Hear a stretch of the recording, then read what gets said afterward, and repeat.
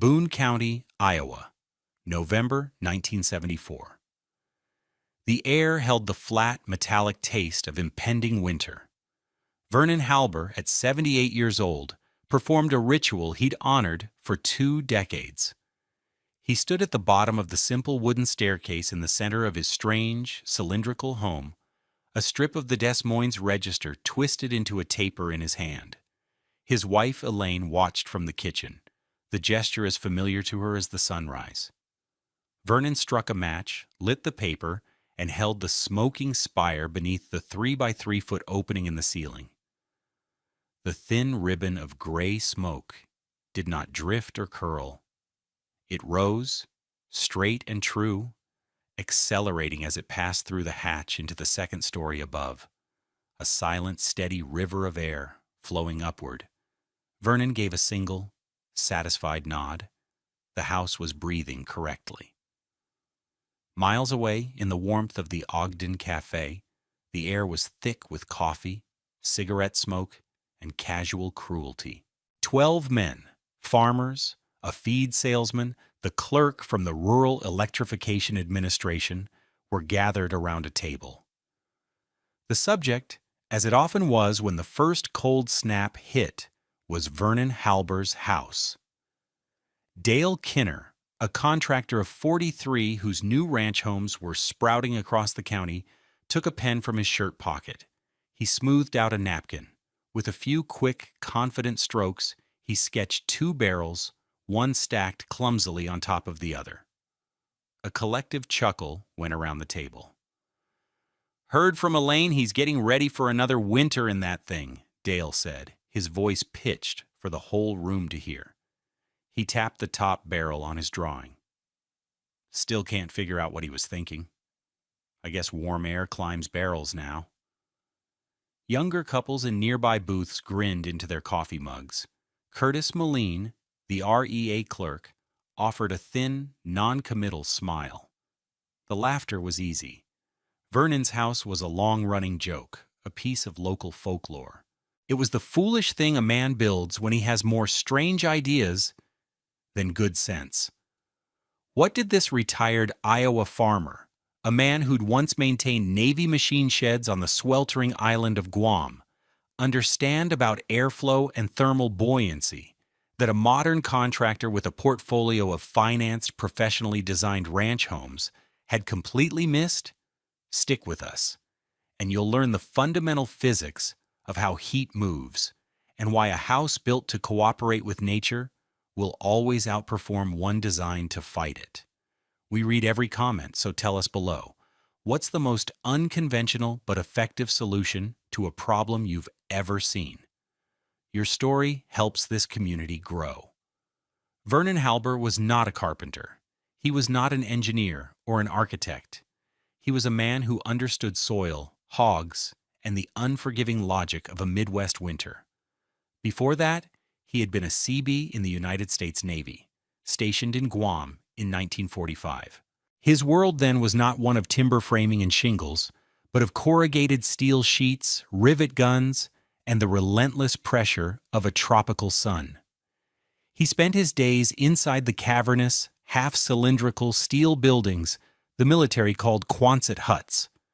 The other men complained about the heat, the way the sun baked the metal until the air inside was a shimmering, suffocating blanket.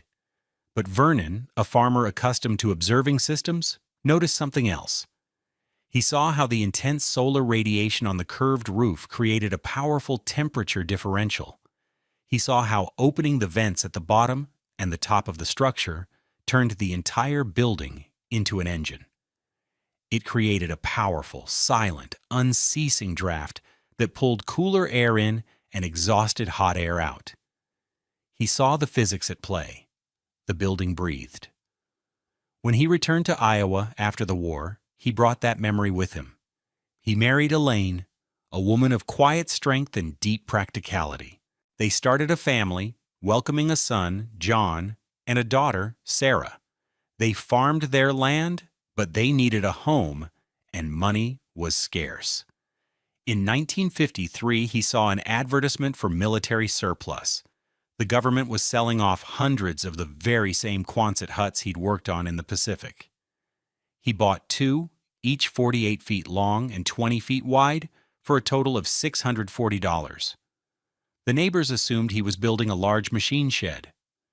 When they saw him pour a concrete slab and begin assembling the first Quonset, they nodded. It made sense. When he hired a crane from Marshalltown to lift the second, identical Quonset, and stack it directly on top of the first, the nodding stopped.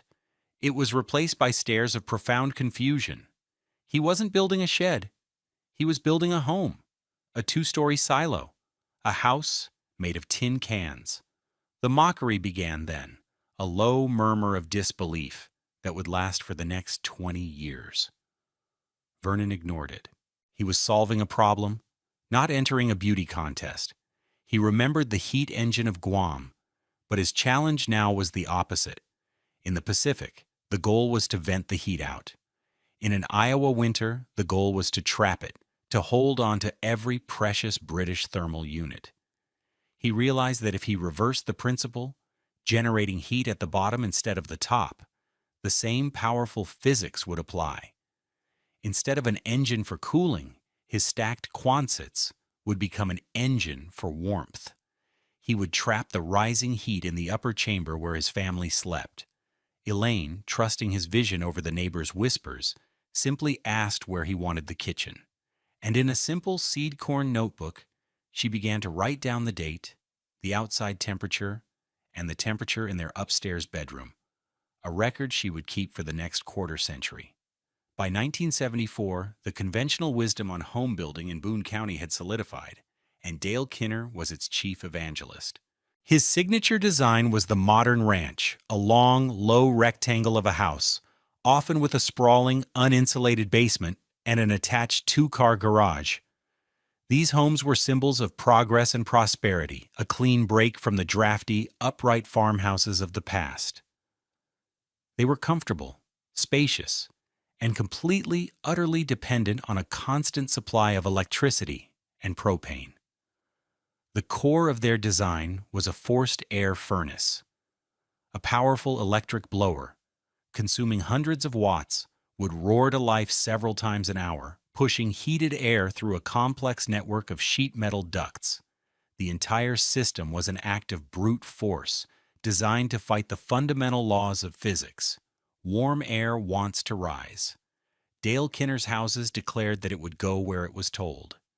The blower shoved the warm air down into the living spaces, trying to overcome the natural stratification that occurred. Much of this expensive heated air was immediately lost. It leaked through countless tiny gaps in the construction, was sucked into the cold mass of the concrete basement foundation, or was radiated away through large, single-pane picture windows. The families who bought these homes, like the Petersons and the Schmidts, accepted this as the cost of modern comfort.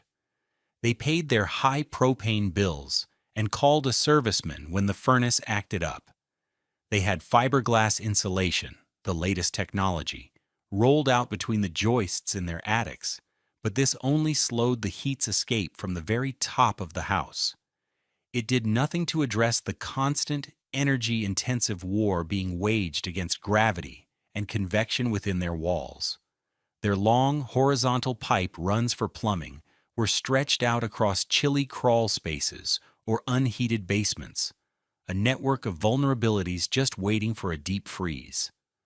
Curtis Moline, sitting at his desk at the REA Cooperative, saw the data that told the real story. He saw the kilowatt hours ticking up year after year. He saw the strain on the grid during a cold snap as thousands of furnace blowers and electric heaters kicked on simultaneously. The new homes were comfortable, yes, but they were also fragile. Their comfort was predicated on a delicate, unbroken chain of fuel deliveries and electrical transmission. It was a philosophy of building that assumed the system would never fail. Dale Kinner sold homes that impressed the neighbors. He never considered what it would take to survive a winter that broke the system. The construction of the Halber home in the summer of 1953 was a local spectacle. Vernon, with the help of a few skeptical relatives, laid out the forms, and poured the concrete slab himself. The foundation was simple, a monolithic slab 4 inches thick, with a deepened perimeter to act as a footing. There would be no basement to suck warmth from the house. The first Quonset went up quickly. The corrugated steel arches were bolted together on the ground and then tilted up into place, one by one. It was repetitive, logical work, familiar from his time in the Navy. The structure was incredibly strong, its semicircular shape naturally resistant to the powerful Iowa winds. Then came the day the crane arrived. It was a lumbering, beastly machine that groaned its way down the county road. The operator, a man named Henderson, looked at the second Quonset, assembled and waiting on the ground, then at the first, already bolted to the foundation. He spat a stream of tobacco juice. "You're sure about this, Vernon?" he'd asked. Vernon just nodded. "Lift it from the center. I've marked the balance points." The process was slow and nerve-wracking. The huge steel shell, weighing several thousand pounds, swung precariously in the air. Vernon directed the placement with hand signals, sighting down the edges to ensure perfect alignment. The lower hut's roof arch had to become the upper hut's floor support. With painstaking precision, the second cylinder was lowered onto the first. For the rest of the day, Vernon and his son, John, drilled holes and drove bolts, permanently wedding the two structures into a single, bizarre unit. Next, he took a reciprocating saw and cut a 3-foot by 3-foot square hole directly in the center of the floor of the upper hut, which was also the ceiling of the lower one. He framed the opening with welded angle iron, creating a rigid, permanent passageway. This simple hatch was the heart of the entire system. It was the valve that would allow the house to breathe. The layout was dictated by physics. The downstairs was one large, open space housing the kitchen, the living area, and a small workshop for Vernon. The source of heat was a cast-iron cook stove, centrally located so its radiant energy could warm the entire lower level. The upstairs, accessed by a steep but sturdy set of wooden stairs that ran alongside the hatch, was divided into bedrooms. This was the designated heat trap, the reservoir of warmth where the family would sleep. For insulation, Vernon used a method almost as strange as the house itself. Instead of fiberglass bats, he hired a company from Des Moines that specialized in insulating cold storage lockers. They sprayed a thick 2-inch layer of polyurethane foam directly onto the interior surface of the steel walls. The foam expanded to fill every crack and seam, creating a seamless, monolithic barrier against the cold. It was expensive, but it eliminated thermal bridging through the steel ribs and created an airtight envelope. The mockery was constant and direct. Dale Kinner's father, a respected builder in his own right, stopped by one afternoon. He walked around the structure, shaking his head. "Vernon, that steel is going to sweat on the inside something fierce," he warned. "You've got no attic, no ventilation between the roof and the ceiling. All that moisture from cooking and breathing has nowhere to go.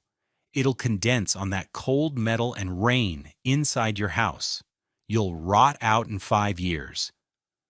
It was a legitimate criticism, based on decades of conventional building experience. Vernon listened politely. When the elder Kinner was finished, he simply replied, "The heat will keep it dry." He didn't argue. He didn't try to explain the complex airflow dynamics he envisioned. He just went back to work, confident in the principles he had observed halfway around the world. The mockery lasted through the fall. The validation would last a lifetime. To understand why Vernon Halber's strange house worked so brilliantly, you have to understand 3 simple principles of physics: thermal buoyancy, stratification, and radiant heat transfer. Dale Kinner's houses were built in defiance of these principles. Vernon's was built in celebration of them. The first principle is the most basic. Warm air is less dense and therefore lighter than cold air. This is thermal buoyancy. When you heat air, it expands. And like a cork in water, it rises. In a standard box-shaped room with a flat 8-foot ceiling, this rising hot air pools uselessly against the drywall, often creating a 10 to 15 degree temperature difference between the ceiling and the floor. A forced air furnace tries to solve this problem by using a powerful fan to churn the air, mixing the hot and cold together.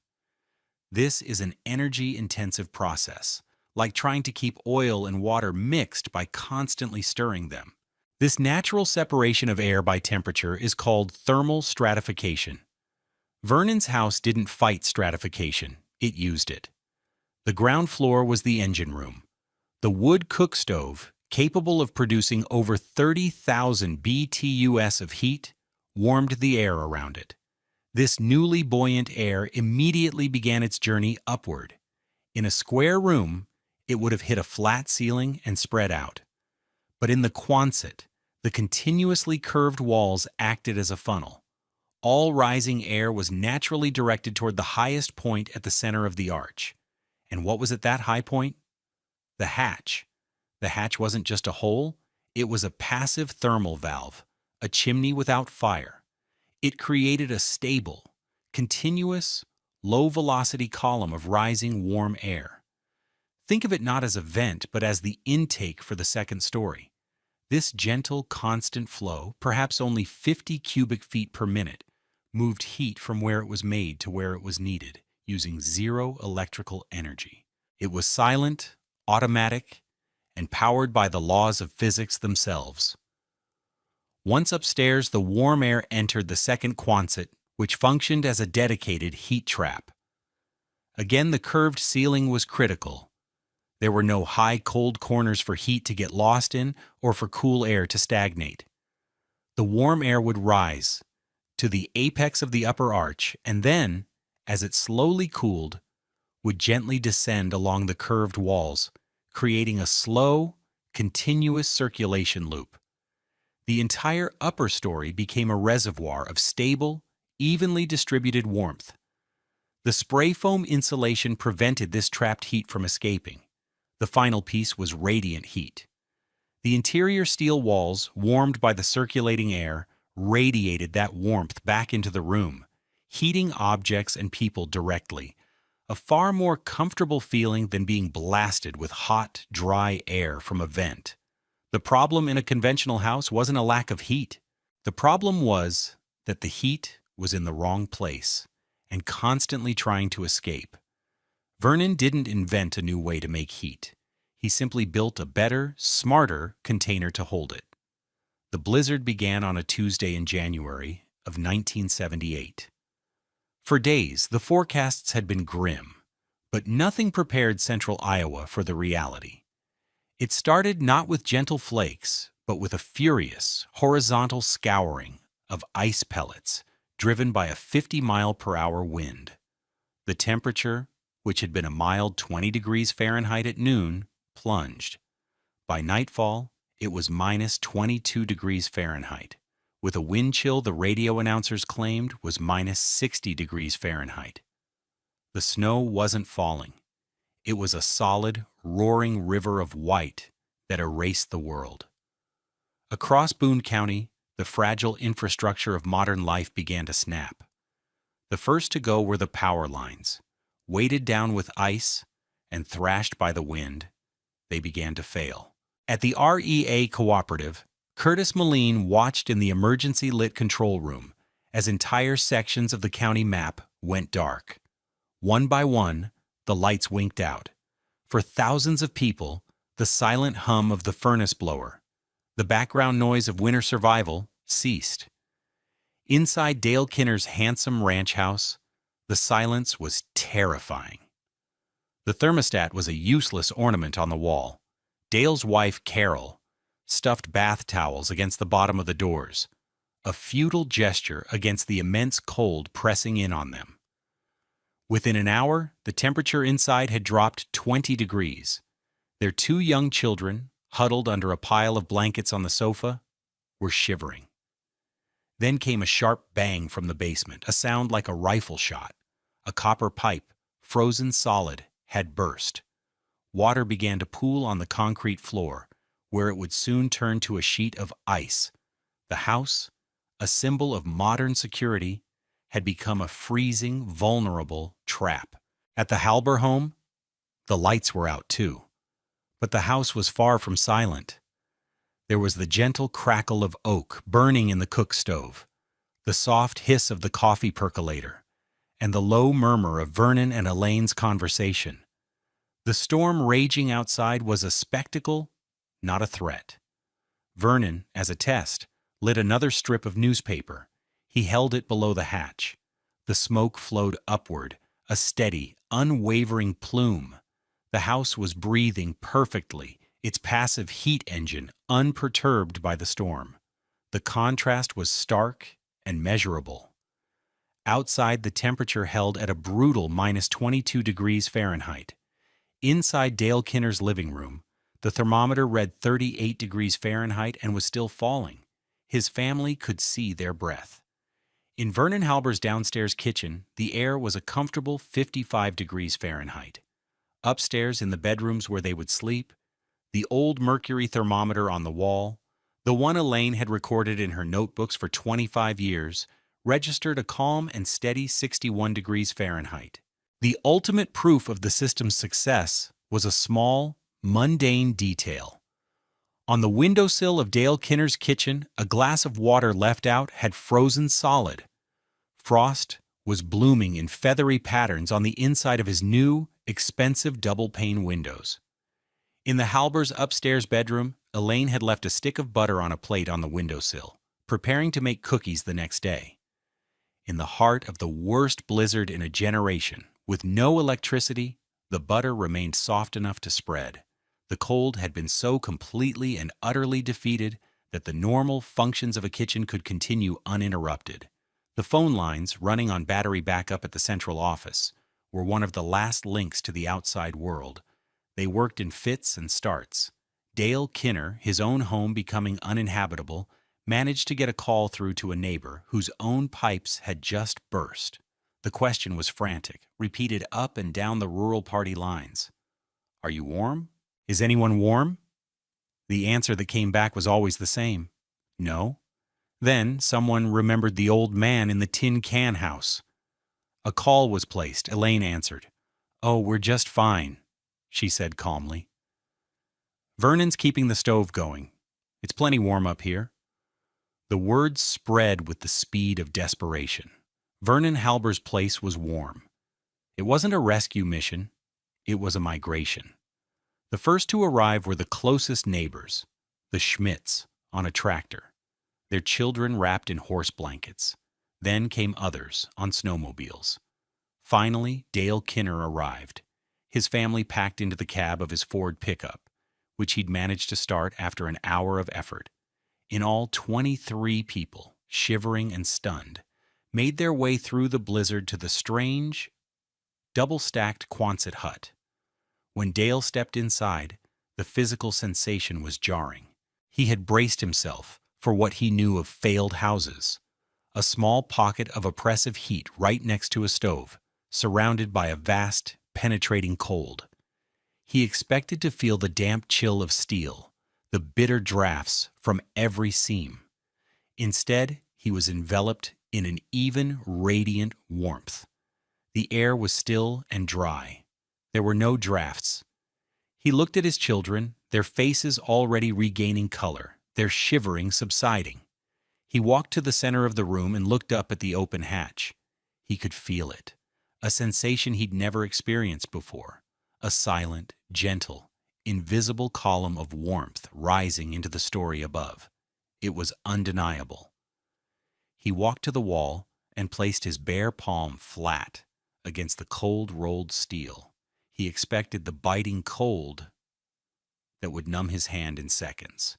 But the wall was only cool to the touch. It wasn't sweating. It wasn't even cold. It was stable. Vernon saw him and simply gestured toward the kitchen. "Elaine's got soup on," he said. "Find a spot." There was no triumph in his voice, no hint of, "I told you so."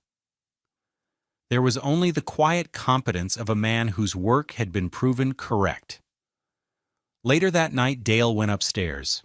The children, the Schmidts, the others, were all sleeping soundly on blankets and mattresses on the floor. The air was warm and fresh. He stood there for a long time, watching them, listening to the wind howl harmlessly outside.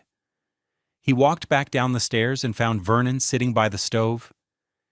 He didn't apologize for 20 years of jokes. He didn't recant his criticism. He simply paid Vernon the highest compliment a builder could give another, by reframing the very nature of his creation. "You didn't build a house, Vernon," Dale said, his voice quiet with an awe that bordered on reverence. "You built a slow-motion chimney." In the aftermath of the blizzard of '78, the legend of Vernon Halber's barrel house was rewritten. It was no longer a story of foolishness, but one of uncanny wisdom. Curtis Moline, the REA clerk who had sheltered there that night, was instrumental in this transformation. He had spent hours talking with Vernon, poring over Elaine's notebooks filled with decades of temperature data. He saw the pattern, the undeniable efficiency of the design. At county emergency planning meetings, Curtis presented his findings. He didn't advocate for everyone to stack Quonset huts. Instead, he promoted the core principle: passive survivability. He used Vernon's data to show how a house designed to work with natural convection could maintain livable temperatures for days without external power. The numbers were irrefutable. Vernon's home, over a 25-year average, used 40% less supplemental propane for heating than a Kinner-built ranch of comparable square footage. The concept began to seep into the local consciousness. Farmers building new machine shops started using steeper roof pitches and central vents to manage heat. A few people retrofitted their homes with small, closable vents between floors, a direct copy of Vernon's hatch, to be used during power outages. The idea of cooperating with heat's natural desire to rise was no longer a strange theory. It was a proven survival strategy. What Vernon Halber had built in 1953 with surplus military parts and memories of a tropical island was a startlingly aesthetically effective precursor to concepts that modern building science would formally name decades later. His house was a masterclass based in the stack effect, the principle that drives air movement in buildings due to temperature differences. The entire two-story structure, with its central heat source and upper-level vent, functioned as a passive solar collector in reverse. Instead of trapping the sun's heat, it trapped its own internal heat. It was, in its own way, a primitive heat recovery ventilator, using the entire upper story as a thermal storage, engine, and distribution plenum. He was decades ahead of his time, not because of formal education, but because of careful observation and a profound respect for the laws of nature.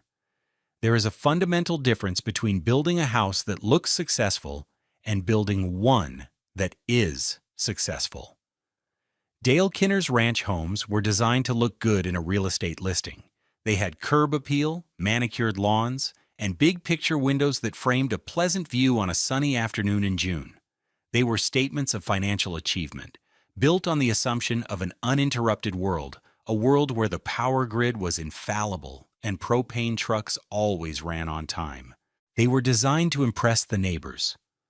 Vernon Halber built a house designed for the worst night in January. It was not a statement. It was an answer. It was the solution to a brutal, practical problem: how to keep a family safe and warm when the world outside is trying to freeze them. His design was an act of humility, an admission that the forces of nature are more powerful than any furnace. The unforgiving Iowa landscape doesn't reward architectural trends or the size of a home loan. It rewards a deep, unsentimental understanding of thermal dynamics. It rewards what works. Vernon and Elaine lived in their Quonset home until 1998. In his later years, he would take his grandchildren up the steep stairs and have them hold their hands over the hatch to feel the warm, rising air. He'd light a strip of newspaper and let them watch the smoke get pulled upward, teaching them to see the invisible river that kept them warm. Years later, in the fall of 2002, Dale Kinner, now gray-haired and semi-retired, was overseeing a small construction project. He overheard a young framer mocking a neighbor's new workshop, a simple, round-roofed metal shed. "Look at that thing," the young man laughed. "Who'd build a round roof on purpose?" Dale walked over, his expression unreadable. He looked at the shed, then at the young man. He didn't raise his voice. He didn't mention the blizzard or the night he and his family spent huddled in another man's home. He just spoke a quiet truth, learned over 36 hours of freezing darkness. "Depends," Dale said softly, turning to walk away. "Depends on how the heat moves." If you enjoyed this story of practical ingenuity, please consider liking this video and subscribing to our channel for more tales of forgotten wisdom. Your support allows us to continue this work. Let us know in the comments, have you ever had to rely on an old, low-tech solution during a modern system failure? Disclaimer: this video presents a historically inspired reconstruction for educational and storytelling purposes.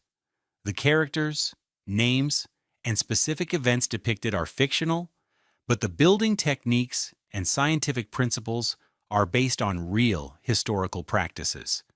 The application of any building method today should be done in accordance with modern building codes, safety guidelines, and professional engineering standards. This content does not constitute professional, technical, or legal